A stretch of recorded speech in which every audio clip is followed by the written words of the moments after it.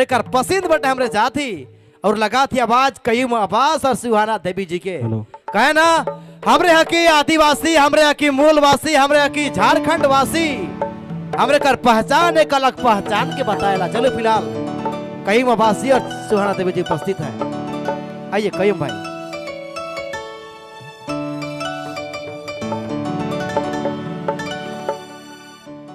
hello hello सही बात कहले दी देखिए ये जो महाराज बने ने कहे घर नहीं कम सारी बटे ज्यादा ध्यान